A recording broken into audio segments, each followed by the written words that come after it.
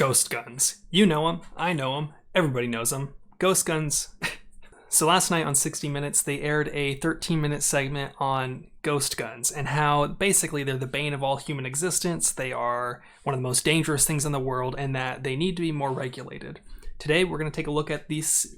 Today we're going to take a look at this video. We're going to break it down. We're going to kind of discuss some of the points they make, maybe talk about some points that they miss or things why they just miss the ball completely. The last time I did a video like this for the Department of Justice APPS system, a lot of people were saying that I was pausing too much and talking too much, so I'm going to do my best to hold off, let a segment play, talk about it and break it down, move on to the next thing, and not pause every 2 seconds like people said I was. As the coronavirus pandemic sweeps through the country, panic and fear have caused a run on hand sanitizer, toilet paper, and guns. Retailers tell us they have never seen such a surge in firearm sales. One kind of weapon that has been selling out is a build-it-yourself firearm known as a ghost gun because it skirts most federal gun laws. There's no background check and no serial number, making ghost guns invisible to police and almost impossible to trace when used in a crime. We were surprised that it is all perfectly legal. After a year and a half of reporting, we discovered that ghost guns, once mainly popular with gun enthusiasts, have also become a weapon of choice for criminals, manufactured by gangs and used in mass shootings. Okay, so right off the rip, we got this guy that's going a little bit sensationalist. He's dropping gangs, mass shootings, mentioning basically, they don't say the word loophole, but they're talking about this as if it completely ignores all of the laws, as if you could legally make these guns full auto or illegal firearms. However, all it really does is these are all perfectly legal and there are laws specifically allowing you to do this. The concept of a ghost gun doesn't really exist because let's show you. So let's explain why a ghost gun, in the sense that they're talking about it from a home manufactured firearm, doesn't actually make sense. So on a gun like a Glock, it has a serial number that's been engraved into it and that's how they track it. Well, there's no federal registry, so the second anything goes through a private sale like it can be done in most states, it completely throws that out of the window because there's no record of that transaction unless that person chooses to keep one. And then all it would take is for a criminal to remove the serial number by filing it off or drilling it out, and then you have a ghost gun that the government can't track and has no idea that it exists. The concept of being afraid of these home-built firearms as a ghost gun is just ridiculous to me because you can do the same thing with a gun that you buy from a gun store and then deface the serial number, because criminals who are willing to do illegal things aren't going to be stopped by the fact that it's illegal to deface a firearm. So this is ATF's Firearms Reference Library. We sought out America's top gun cops, the Bureau of Alcohol, Tobacco, Firearms, and Explosives, the ATF, to find out exactly what a ghost gun is. Well, for starters, a ghost gun isn't a real thing. It's just something that was a made-up term, and it's ridiculous for even trying to go out and ask someone the legal definition of a ghost gun when there is no definition, and it's just something that they've made up as a scare tactic. Also implying that the ATF is good at anything, that's a joke. Thomas Chittum, ATF's Assistant Director of Field Operations, gave us rare access to its West Virginia weapons repository and told us the latest additions here are ghost guns. What's the difference between these two guns? Well, this is a firearm that was manufactured by a licensed manufacturer. The law requires them to mark them with certain markings, including a serial number. This is not marked. No background check is completed when you purchase it. It's made at home by somebody using commonly available hand tools. So they both do the same thing. They both shoot. As Chittum So here's the thing about this. They're implying that a ghost gun or a gun that the government can't track can only be made from a polymer 80 or from an 80% or from one of these kits, when in reality, this gun, just like the gun that they showed that was a normal Glock, you could just defile the serial number by removing it, filing it off, drilling it out, and then you have a gun that is essentially invisible to the system. It's not like having a serial number automatically makes it so that the government just has this ESPN tuned in and they're just ready to go and track it down at a given time. They have no idea where it is after a dealer sells it. So this whole idea of being able to trace it, it's kind of ridiculous because the second it's sold in a state where private sales are a thing, it's gone. It's disappeared. You can't know where it is exactly. Chittum says usually if you bought a gun at a store, it would have a traceable serial number, and you would need to pass a background check under federal law. A ghost gun can circumvent all of that because it's put together from unfinished, untraceable parts. It's virtually invisible to you in government. It also makes it challenging to keep it out of the hands of people who are not allowed to possess firearms. This is a Glock 7. It's made out of ceramic and it costs more than you make in a year. Okay, John McClane. These guns are already invisible regardless of whether you bought them from a dealer or you made it themselves. There's no way to physically track it when you could also just remove the serial number. It just blows my mind that they're still stuck on this. Up to that day, I never heard the term ghost gun. So I didn't even know what that was. Brian Muehlberger found out one day last November there had been a mass shooting at his daughter's high school, and 15-year-old Gracie was murdered. They bring in one of the head doctors, and just like you see on the movies, he sits across from you with that real quiet, kind of solemn stare right at you. And I just remember saying, you know, I'm like, please, no, don't tell me the bad news, please. This was the aftermath at Saugus High School in Santa Clarita, California. A typical Thursday morning disrupted, the quad littered with backpacks after students dropped everything and fled for their lives. That's where Gracie was waiting for friends before class. She was about as close as I am to you right now. Shot her right through the backpack and right through her chest. And thankfully, he didn't aim at the back of her head. You know, at least we got to see her face one more time. I don't really want to linger on this too long, but you know, it's always great to see that the media never lets a tragedy go to waste, and they're going to leverage this as hard as they possibly can. This was a gun that was under 10 rounds. This was a gun that was stolen from the father. This was a gun that was possessed by someone that was under the age of 18, meaning they couldn't legally possess that firearm. They broke every law that was already on the books, and they're just using the whole aspect that somebody built it themselves. That's the reason that this happened. No, the reason that this happened was because a sick individual wanted to carry out something disgusting. Stopping ghost guns from being a thing will not stop evil in the world. So for them to use this is them just stepping all over the graves of dead kids, and we'll just move on. Senseless act of violence. Los Angeles County Sheriff Alex Villanueva arrived at the scene not long after the shots were fired. This kid shows up at school. What happened? He shows up at school. He has a backpack. His mom had packed the lunch for him. In the backpack was also a .45 auto. It was loaded. Carrying that loaded ghost gun was Nathaniel Burhow, a high school junior.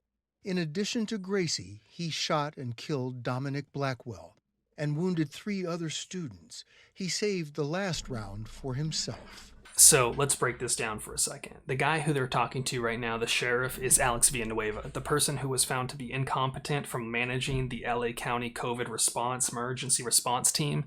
And somehow this is your person that you're going to for expertise. Alex Villanueva is an absolute joke of a man. The fact that he's a sheriff just blows my mind that people would vote for someone this dumb, but we're just going to continue on. He's 16 years old. Mm-hmm. Just turned, that was his birthday. How does a 16-year-old get his hands on a gun? He's underage. Underage, but his father was a gun enthusiast and was in possession of a lot of weapons. They were ultimately confiscated because he was detained for psychiatric evaluation. So the father was not supposed to have guns. And all the weapons were removed legally at the time. So let's jump back to this. They acknowledge the fact that the kid was underage, could not legally get a gun. They make it seem like it's some brain blast confusion of how does someone acquire a firearm if they're not able to. Well, how have they been doing it for the past hundreds of years? The same way they always do it. They get it from someone stolen, they go to the black market, they steal it from their parents. This is not news. They're making it seem like the ghost gun aspect of it is what really matters, when it's really the fact that evil people, an evil person stole something and then used it to do evil things. So they're shifting the blame onto gun owners here by saying these ghost guns are the real problem. This is the actual weapon that was used in the Saga shooting. It is a ghost gun. It was assembled. We don't know by who, but we believe it was the father of the suspect, and it came into possession then of the shooter himself. Ghost gun parts can be used to fabricate a handgun or even an AR-15. The parts are widely available across the country in stores and online. They're making a point about this being available to people and saying that, oh, felons and prohibited persons can go out and get it. Well, here's the thing that I still fundamentally disagree with. If these people are so dangerous that we can't trust them with a gun, we've identified them as a major threat, saying that if they got a gun, it would be legitimately too dangerous for them to have that.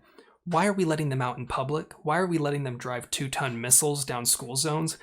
I don't get it. Why are we letting these people out if they're too dangerous to handle a firearm? It just blows my mind that people don't realize the fact that maybe we shouldn't be letting people out of jail, or maybe if they're a free person, they should have all of their basic human rights. Does someone lose the right to self-defense with the best tools available just because they got a fraud? Just because they wrote a couple bounce checks or did some insurance fraud? Does that mean that they shouldn't be able to defend themselves after they've paid their debt to society? I don't think so. In the wake of the coronavirus pandemic, they have been flying off the shelves. They're shipped right to your door, not much harder than ordering a pizza. We bought a kit online for $575 that has everything you need to make a 9mm handgun. It came in parts like IKEA furniture, but for firearms, and even includes the drill bits you need to put the gun together in the comfort of your own home.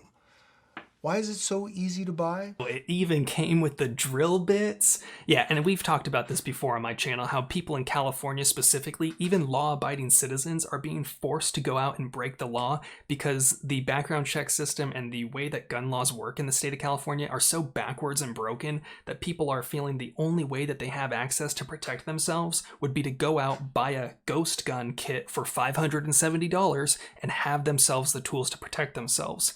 He makes it seem like people haven't been building guns in the comfort of their own home for decades, when in reality, anyone can go out and build a slam-fire shotgun or even watch any of the tutorials on the PA Luddy kits. With modern 3D printing technology, ghost guns, you're never going to stop it. You can't stop the signal. YouTube videos will show you step by step how to turn that piece of plastic or metal into a gun. So if I can do this, anybody can do this. So you have pretty much this open season. Anyone who is a prohibited person that wants to arm themselves now has a very easy way to do it. But if you're a felon or judged mentally unfit, for example, federal law says you're not supposed to have any kind of firearm. Build a ghost gun, no one knows you have it. You're right. When you build a ghost gun, no one knows you have it. But then, wait a second, how have felons been getting guns this whole time? How have they been getting access to guns this whole time? Well, maybe it has something to do with the fact that the black market is still a thing, that people still steal firearms. This isn't a new concept of people getting guns when they shouldn't. These are all ghost guns? Everything here is a ghost gun. Ironically, California has some of the strictest state gun laws in the U.S., and yet it's the epicenter of this growing problem. Epicenter of this growing problem? I'd really like to see a stat on that, but yeah, these are all they have for the LA County.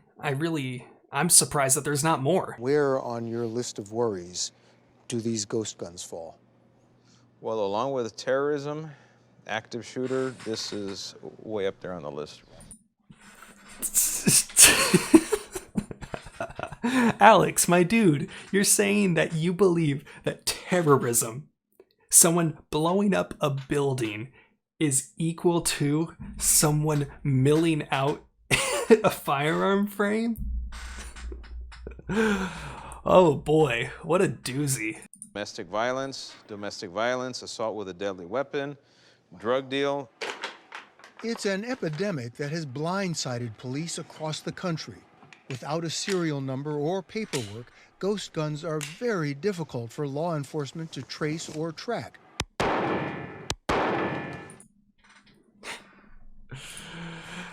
Two things.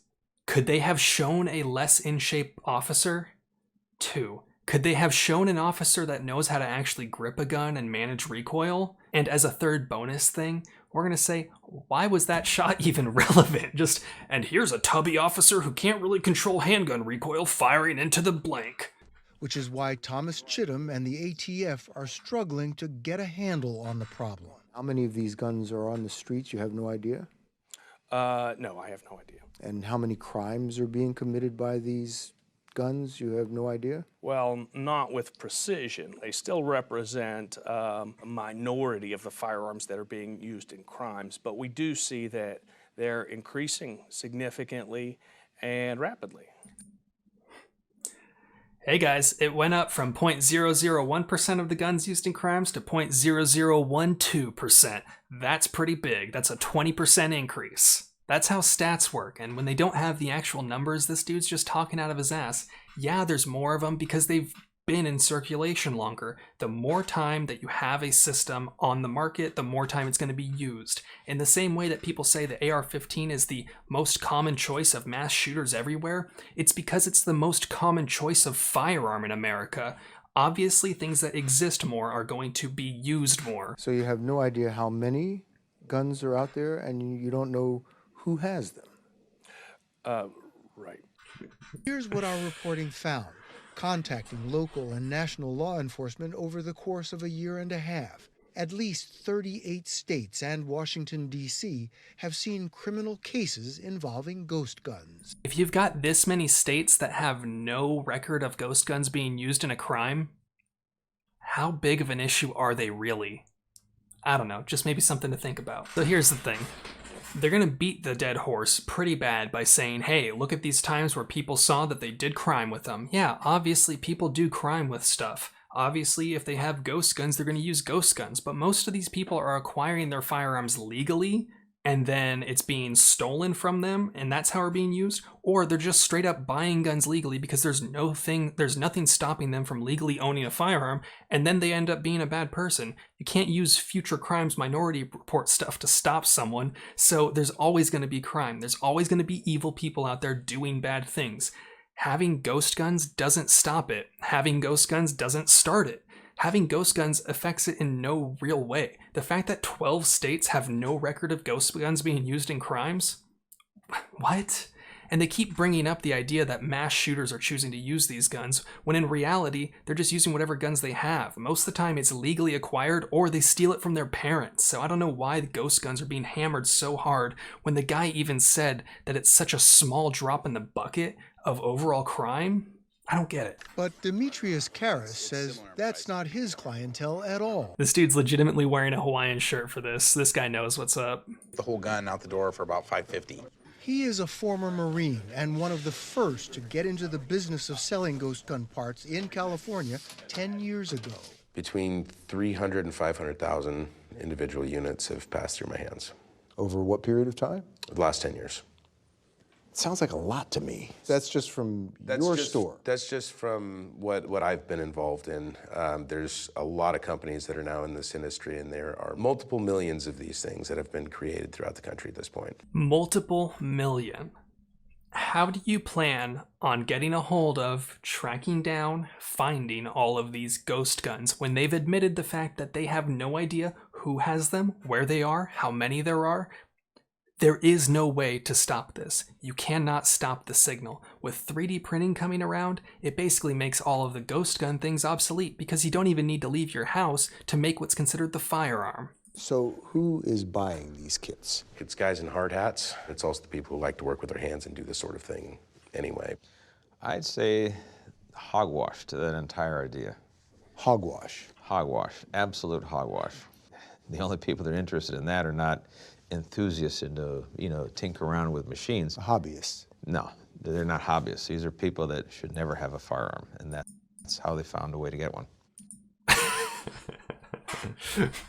Thank you for your wisdom, Alex. Thank you so much. Maybe the guy that sold apparently millions of them might have a little bit better knowledge of who's actually buying them, when you also consider the fact that how many of you watching this video know someone or have personally built a ghost gun. Whether you did it illegally or legally, it doesn't matter. I don't possess any ghost guns because the state of California is probably having me on #1 on their watch list of who to raid.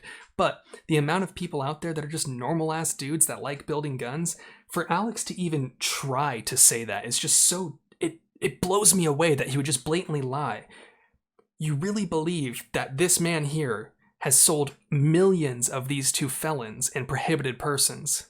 No, that's just not the case. It just blows me away that they would lie like that. Actually, no, it really doesn't. Do you ever worry that someone who's buying one of these kits might have mental illness or, be planning to use an AR-15 for something that's horrible, unimaginable? Does a car salesman worry that someone might take a car that they've sold to them and drive it through a crowd of people? So you see them as the same? I do. Karras's home state, California, is phasing in a law to regulate ghost gun parts like regular firearms. 3 other states and the District of Columbia have passed their own restrictions. But Villanueva says that's not enough. We need national laws, or federal, from Congress, that covers a total ban on the creation or the selling of these ghost gun kits. State by state is not going to do it? It doesn't, because then you can just defeat it by going to another state. Hey, what's up? Well, they said it. California, we are the test state. It's going to start here, and it's going to go to the other states. So if you're watching California and all you do is laugh and just say, ha ha, California gun laws suck, congratulations, you played yourself. It's coming to a state near you. This is their plan. This is how they plan on doing it. In today's political climate, new federal gun control measures seem unlikely. Cool. You're all set, man. Thanks a lot, dude. So that leaves it to the ATF to determine what is and is not a gun. Currently, ATF says this is not a gun. ATF has decided here's how the laws work. The laws work this way, and they're surprised that the laws work this way. Whatever. At this point, it's going to show a clip of some Vegas shootings, and I'm just going to skip over that because I don't want to show that on YouTube because I feel that they would probably strike me down.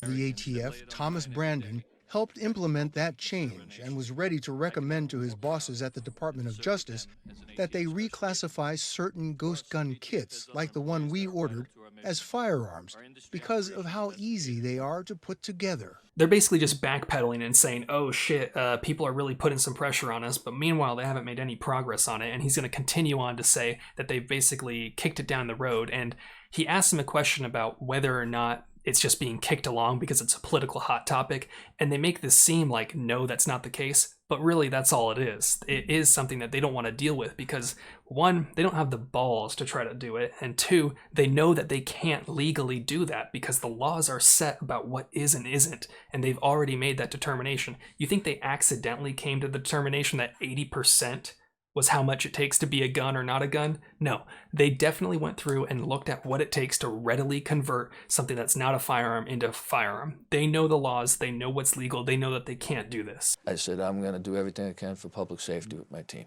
If you want to buy a kit and make your own gun, it's just going to have a serial number on it. If you want to buy a kit and make your own gun, it's going to have a serial number on it, because it's definitely impossible to remove a serial number, right? Is this just one of those political hot potatoes that nobody wants to touch? Gun law is one of the most divisive topics in America, and ATF sometimes finds itself in the middle. As for Saugus, it was the first high school mass shooting with a ghost gun. Brian Muehlberger, a pistol owner himself, says if something isn't done about ghost guns, it won't be the last. I'm not against owning guns, but I also believe strongly that this is a serious problem that's occurring that no one knew about. So I just feel like something needs to be done. It's become too easy. I own a gun, but I'm a gun owner, but I support the Second Amendment, but that was a but statement, and we all know what a but statement is. Ghost guns are not the problem. Taking away ghost guns is not going to stop this. Bad people will always do bad things unless we find a way to solve the root cause of the issue. And if we keep kicking the bucket and not handling the real problems like poverty, mental health, and all sorts of other societal issues, we're never going to really get down to the bottom of it. Taking away ghost guns, well, it doesn't affect me really because I have no interest in them. It isn't going to actually stop it. With the advent of 3D printing, with the just existence of the P.A. Luddy books, there is no real cause that you can actually do to stop this. Guns exist. They don't know how many of these guns exist. How do you plan on taking away something that you don't know exists at all? There is no way to stop this. at the end of the day, they're just going to be kicking the sand and wasting their time writing legislation that's not going to actually stop any crime. So what's the point? Let's have a conversation down below. If there's anything that I got wrong in this, feel free to correct me. If there's anything that I missed, feel free to drop that down below as well. But as always, have fun, be safe, stay dangerous. Peace.